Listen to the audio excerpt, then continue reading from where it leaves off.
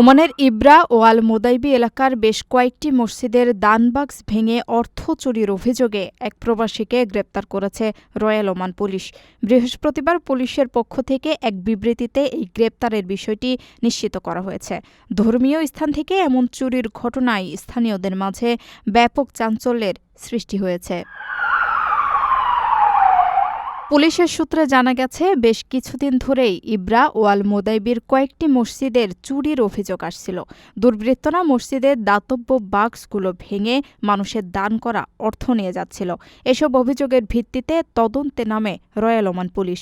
ব্যাপক তল্লাশি ও গোয়েন্দা নজরদারির পর শেষ পর্যন্ত সন্দেহভাজন ওই ব্যক্তিকে আটক করতে সক্ষম হয় তারা। গ্রেপ্তারের পর তার কাছ থেকে চুরিকৃত নগদ অর্থ উদ্ধার করা হয়েছে।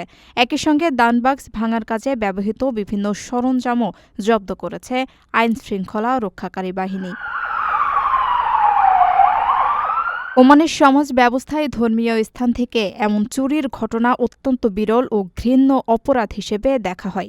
গ্রেপ্তারকৃত ওই ব্যক্তির বিরুদ্ধে ইতিমধ্যেই প্রয়োজনীয় আইনি প্রক্রিয়া শুরু করেছে কর্তৃপক্ষ।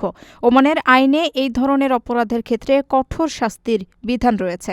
রয়্যাল ওমান পুলিশের পক্ষ থেকে নাগরিকদের আশ্বস্ত করে জানানো হয়েছে, অপরাধীদের আইনের আওতায় আনতে জিরো টলারেন্স নীতি অনুসরণ করা হচ্ছে। প্রবাসীদের জন্য নির্মাণ হচ্ছে দেশের প্রথম স্মার্ট সিটি, যেখানে থাকছে স্কুল, মসজিদ, হাসপাতাল, সুইমিং পুল, হেলিপ্যাড, পাঠাগার, জিম, সুপারমার্কেট, শিশু পার্ক সহ সকল নাগরিক সুবিধা। মাত্র ৩০ লাখ টাকা বিনিয়োগে মিলছে আকর্ষণীয় ফ্ল্যাট। প্লাটিনাম ইনভেস্টরদের জন্য ঢাকা বিমানবন্দরে ভিআইপি প্রোটোকল সুবিধা। বিস্তারিত জানতে যোগাযোগ করুন স্ক্রিনে দেয়া হোয়াটসঅ্যাপ অথবা ইমো নাম্বারে।